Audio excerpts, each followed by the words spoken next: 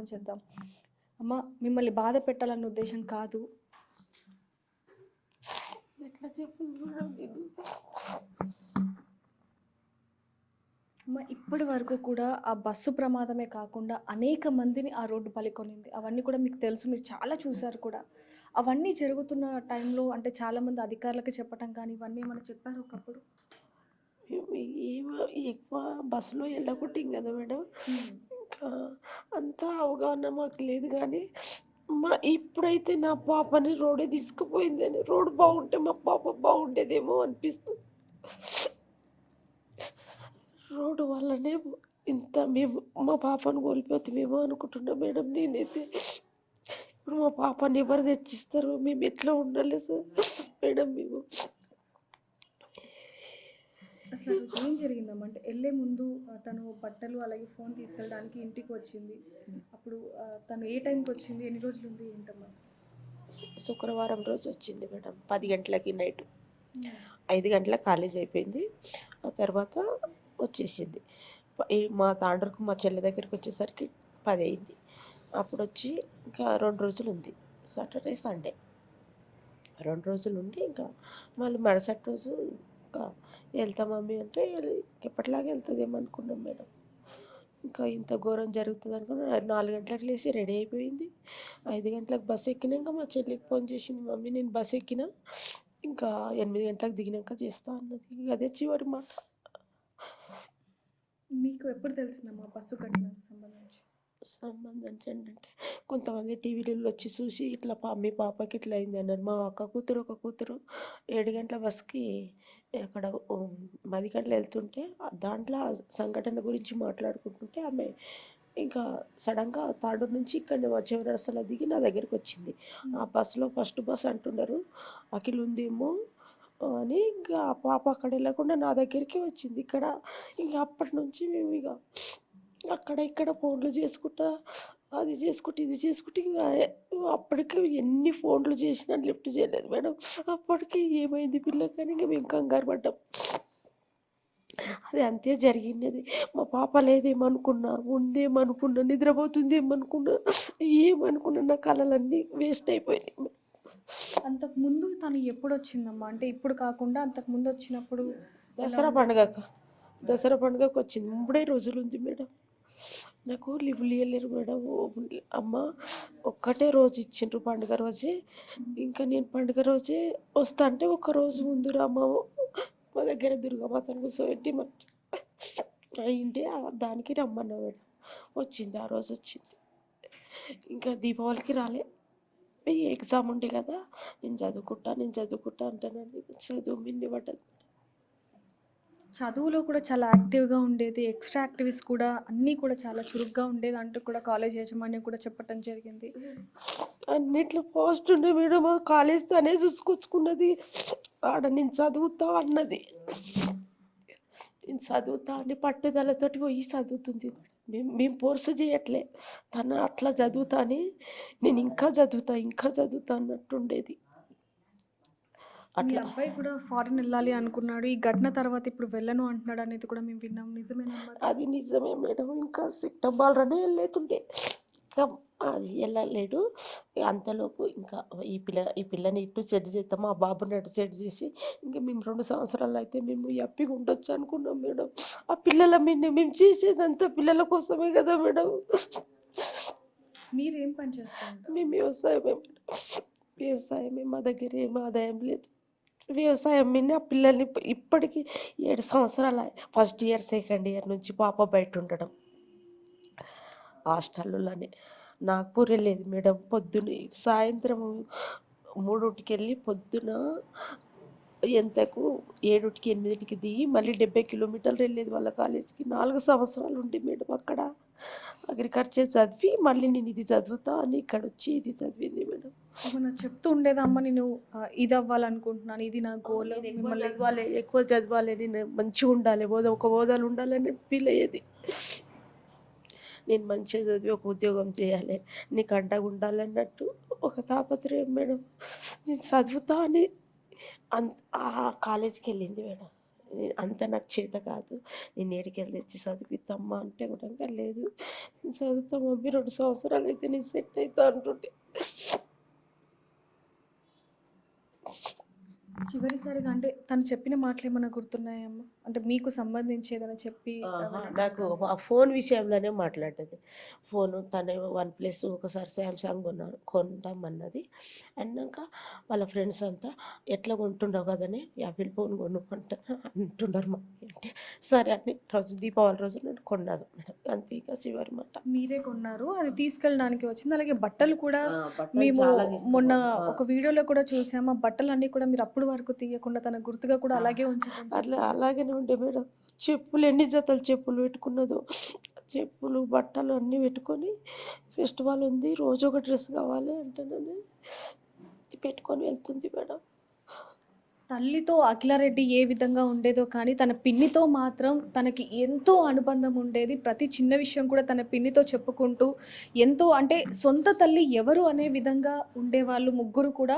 తన పిన్నిని కూడా అమ్మ, అమ్మ అనే పిలిచేది అంటూ కూడా మనం వినడం జరిగింది. ఒక్కసారి తన రెండో తల్లితో మాట్లాడే ప్రయత్నం చేద్దాం. అమ్మ నమస్తే. అమ్మ మీతో ఏం మాట్లాడింది? అంటే ఎప్పుడు నాతోటి ఎక్కువ మాట్లాడదు మేడం. సాయంత్రం కాగానే మమ్మీ చాయ్ తాగినావా? తమ్ముడు ఏం చేస్తున్నాడు? అమ్మ ఫోన్ చేసిందా? అని ఇదొకటి కనుక్కునేది మేడం. బిజీ ఉంటేనేమో తక్కువ మాట్లాడేది. ఖాళీ ఉంటే కాలేజ్ గురించి ఎక్కువ చెప్పేది మేడం. స్టూడెంట్స్ గురించి, లెక్చరర్స్ గురించి ఎక్కువ చెప్పేది. కానీ డైలీ ఈవినింగ్ ఫోన్ చేసేది నాకు. తనకి కుట్టించే బట్టలేవి కూడా 5,000, 1000 లోపు అంటే 10,000 లోపే ఉంటాయి అంటూ కూడా మీరు చెప్పటం జరిగింది. అంటే తనంటే ఎందుకంత ఇష్టం మీకు? నాన్న లేడు మేడం మమ్మీకు. నాకు కూడా హస్బెండ్ లేడు. నాకున్నది పాప, బాబు. ఇంకొక బాబు ఉంటాడు. మా బాబు ఫిజికల్లీ, మెంటల్లీ యాటిక్. పాప ఒకతే కదా. నాకు ఆడపిల్లలు అంటే ఇష్టం. మా పాపని ఎక్కువ ఇష్టపడేదాన్ని. ఎక్కువ ఏం చెప్తూ ఉండేనమ్మా అసలు జీవితం గురించి కానీ లేకపోతే బాగా చదువుకోవాలి స్టడీ గురించి ఎక్కువ చెప్పేది మేడం. ఇట్లుంది మా కాలేజ్, అట్లుంది మా ప్రిన్సిపల్ ఇలా చెప్తాడు, అలా చెప్తాడు. ప్లేస్మెంట్స్ ఇన్ని ఉన్నాయి, మీరు కొట్టాలి, 100కి 100% కొట్టాలి అని చెప్పేది. ఎక్కువ లెక్చరర్స్ స్టడీ గురించి ఎక్కువ చెప్పేది మేడం. తనకి అన్ని జతల బట్టలు కూడా మీరు కొనివ్వటం జరిగింది. ఆ సంచిలో మనం చూసాం బ్యాగ్‌లో ఎన్నో బట్టలు సగానికి సగం మొత్తం మీరు కొన్నవే ఉన్నాయి. తను మీతో అంత అనుబంధం అసలు అంటే నేనంటే ఆ పాపకి ఇష్టం, పాప అంటే నాకు ఇష్టం మేడం. నేను అడగకముందే అన్నీ కొని తెచ్చిపెట్టేదాన్ని. చెప్పేదాన్ని కూడా కాదు. ఇది కొన్నానని చెప్పేదాన్ని. వచ్చాక నీది ఎవరిది మమ్మీ అంటే నీకే కొట్టించాను అనేదాన్ని అంతే. ఏదో అడిగేది కాదు మేడం. కొంచెం ఫుడ్ మంచిగా తీసుకునేది. ఫుడ్ విషయంలో ఒకటి కేర్ తీసుకునేది కానీ మిగతా అన్నీ ఏది ఇష్టంగా తనకి ఇది కావాలని ఎప్పుడు అడగలేదు. నా కూతురికి ఇవన్నీ ఉండాలని నేనే తెచ్చి పెట్టేదాన్ని. మేము ఇట్లా చూసుకోవాలి అనుకుంటుంటిమి మా పాపని. మేము అందరిలాగా మంచిగా చూసుకోవాలనుకుంటుంటిమి. చిన్నగా ఉండొద్దు, మేము మంచిగానే ఉండాలి అంటారని చేసిందంటే ఒగ్గు అదేమీ నిలబడకపోయా మేడం. అంటే మా జీవితాలు ఏం లేవు కదా మేడం. పిల్లలన్నా భవిష్యత్తు బాగుండాలని ఇంత వరకు తీసుకొచ్చాం మేడం పిల్లల్ని మేము. ఇంకొక 1-2 ఇయర్స్ అయితే వాళ్ళ కాళ్ళ మీద వాళ్ళు నిలబడేవాళ్ళు. మాకేం ఎలాంటి ప్రాబ్లం లేదు. వాళ్ళు చూడాలి, పెట్టాలి అని. వాళ్ళు నిలబడాలి. వాళ్ళ లైఫ్ వాళ్ళు చూసుకోవాలి. మా మంచిగా పిల్లలు ఉండాలి. ఈ హోదాలు ఉన్నారని మేము గర్వపడాలని ఒక ఫీలింగ్ తప్ప మాకేం లేకుండే మేడం. మా పిల్లలు ఈ హోదాలు ఉన్నారనుకోవాలి అనేది ఒకటి మాకు అంతే. ఇక్కడే ఈ రోడ్డు మీదే ఎంతో మందిని బలి తీసుకుంది ఆ రోడ్ అనేది. అలాగే ఆ రోజు బస్సు ఘటనలో చూసుకుంటే దాదాపు 21 మంది చనిపోవటం జరిగింది. అవన్నీ విన్నప్పుడు అంటే ఆ బస్సు ఘటన తెలిసినప్పుడు అసలు మీ అమ్మాయి ఉందా? లేదు అని చెప్పి ఆ భగవంతుడిని ఎన్నో సార్లు కోరుకొని ఉండొచ్చు కదా! కోరుకున్నాం మేడం. అంటే నిద్రపోయి సైలెంట్‌లో పెట్టుకుంటది. లిఫ్ట్ చేయట్లేదేమో. 8 గంటలకు బస్సు దిగుతాం మమ్మీ అప్పుడు చేస్తా అంది. 8 వరకు వెయిట్ చేశాం మేడం ఫోన్ కోసం. 8 వరకు రాకపోయేసరికి కన్ఫర్మ్‌గా ఇక మా పాప లేదు. అంటే అప్పుడే ఒక 100 వరకు కాల్స్ చేస్తూనే ఉన్నా నేను. ఆపట్లేదు అస్సలు. తనకి ఫోన్ చేస్తున్నారు. చేస్తూనే ఉన్నా. ఇంకా లిఫ్ట్ చేసేయలేదు. 8 అయ్యేసరికి నాకు డౌట్ వచ్చేసింది. అప్పుడే ఒక ఆయన ఎత్తి, మీరు మార్చురీకి రండి, మేడ్చల్ హాస్పిటల్‌లో ఉన్నారు. వచ్చి చూసుకోండి మీ వాళ్ళు ఎవరో గాని అని చెప్పేసరికి అప్పుడే డౌట్ వచ్చింది మేడం. లేదని తెలిసి. అసలు అది జీర్ణించుకోలేకపోయి ఉండొచ్చమ్మా. ఎందుకంటే 5 గంటలకి తను వెళ్ళొస్తానమ్మా అని చెప్పి వెళ్ళిన పాప 8 గంటలకి నేను చేరుకున్నాను అని చెప్పాల్సింది పోయి, ఎవరో ఫోన్ చేసి మీ అమ్మాయి మార్చురీలో ఉంది, ఒకసారి వచ్చి చూడండి అని ఆ మాట అసలు మేము వినడానికి కూడా అసలు మాకు అవ్వట్లేదు. ఊహించుకోలేము మేడం. ఇప్పుడు కూడా లేదు అని జీర్ణించుకోలేకపోతున్నాము. ఏడుందో నాగపూర్ కాలేజీలు ఉందా, హైదరాబాద్ కాలేజీలు ఉందా, వస్తుందేమో, ఫోన్ చేస్తుందేమో అన్న ఊహలోనే బతుకుతున్నాం మేడం మేము. నాకు ఇంకొకటి ఏం డౌట్ వచ్చింది మేడం, నేను పూజ కాగానే ఆ రోజు సోమవారం కదా కార్తీక మాసం చేసుకొని వచ్చి ఇట్లా కూర్చొని చేసిన బిజీ వచ్చింది. బిజీ వస్తే ఎప్పుడైనా కట్ చేసి నాకు మాట్లాడేది మేడం. దాని తర్వాత మళ్ళీ మాట్లాడుకునేదేమో అక్కడ, కానీ నాకు ఎప్పుడైనా నేను చేసినప్పుడు బిజీ వస్తే మాత్రం కట్ చేసి నన్ను మాట్లాడేది. ఆ రోజు మాట్లాడలేదు ఏంది అని అది డౌట్ వచ్చింది. మీకు ముందే డౌట్ వచ్చింది.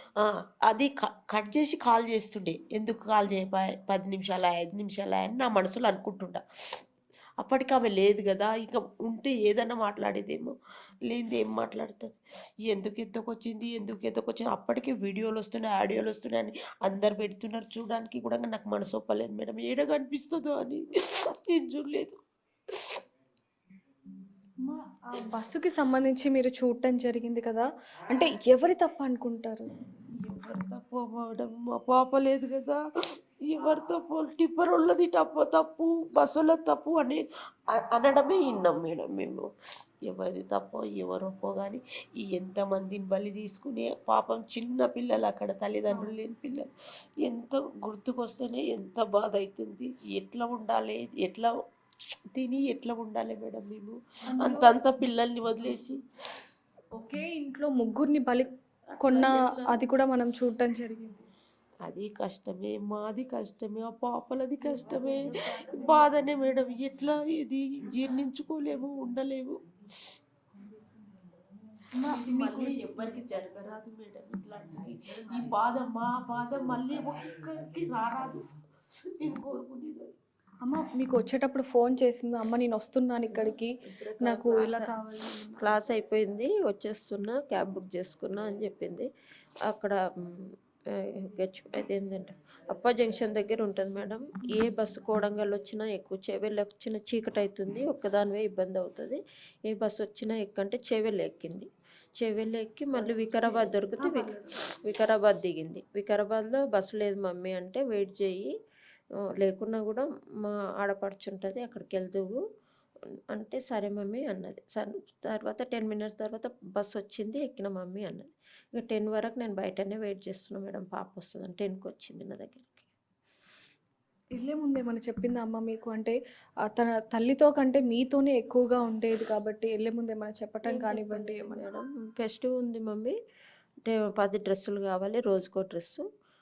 నేను 6కి వెళ్ళాలి గ్రౌండ్కు, కానీ మా ఫ్రెండ్స్కి చెప్పానంటే, అట్లా అన్నప్పుడు నేనేమన్నా మేడం, నిన్న ఈవినింగ్ వెళ్ళొచ్చు కదా, ఖాళీనే ఉంటివి, నీ డ్రెస్ అంతా సర్దుకోవడం అయిపోయింది, సూపర్ మార్కెట్కి వెళ్ళి సామాన్ తెచ్చుకుంది, అన్నీ బ్యాగే సర్దుకొని పక్కకు పెట్టేస్తున్నావు, వెళ్ళిపోతే అయిపోతుండే కదా, పొద్దునంటే పంపేయడం నాకు ఇబ్బంది, వెళ్ళడం నీకు ఇబ్బంది అంటే, లేదు మా ఫ్రెండ్స్ చెప్పారంటే నేను క్యాబ్ బుక్ చేసుకొని స్టేడియంకి వెళ్ళిపోతానని చెప్పింది మేడం. మా బట్టలన్నీ కూడా మేము విన్నాము, అంటే అవన్నీ కూడా వేసుకొని ట్రయల్ చేసి ఇక్కడ ఏది బాగుంది ఏది మిమ్మల్ని అడిగి చూపించి ఫోటోలు కూడా తీసాను మేడం నేను.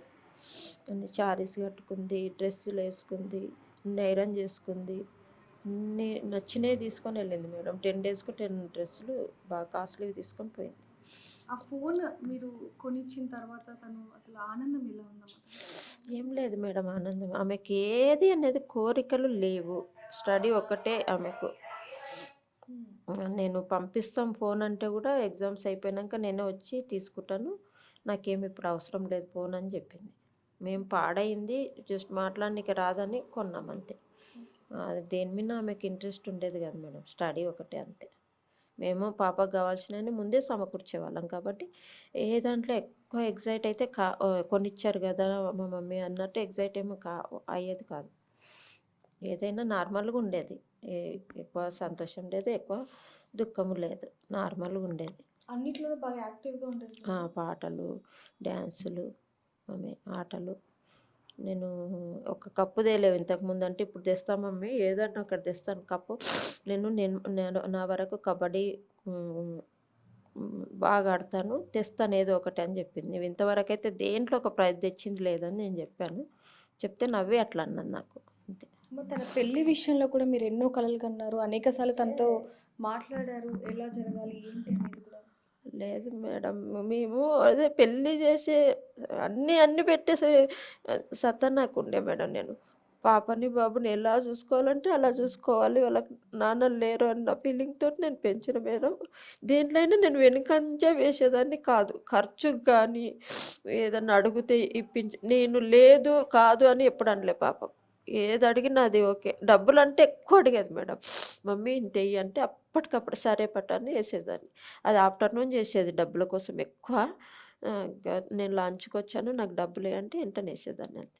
ఎప్పుడు కాదు, లేవు అని నేను అనలే. మా వాళ్ళ ఫ్రెండ్స్ కూడా ఏపిచ్చుకునేది మేడం. వాళ్ళ ఫ్రెండ్స్ సామాను నేనే ఒకసారి 3000 ముగ్గురివి తర్వాత ఇస్తారంట మమ్మీ అంటే, ఇక నేను ఎప్పుడు అడగలేదు మేడం. పిల్లలకు కూడా నేను కొనిపెట్టిన రోజులున్నాయి. కూలర్ లేదు మమ్మీ అంటే 3000 నేనే ఏసాను. వాళ్ళ ఫ్రెండ్స్ ఇచ్చే పొజిషన్‌లో లేరంటే, సరేలే నీకైతే ఇబ్బంది అయితుంది కదా అని నేను కూలర్ కూడా 3000 ఏసాను మేడం. అది రెంట్‌కు అంతే 1 మంత్‌కు. రెంట్ కూడా నేనే ఏసాను మేడం. అంత అల్లారు ముద్దుగా కని పెంచుకున్న మీ కూతురు ఇక లేదు అనే వార్త అసలు జీర్ణించుకోలేము.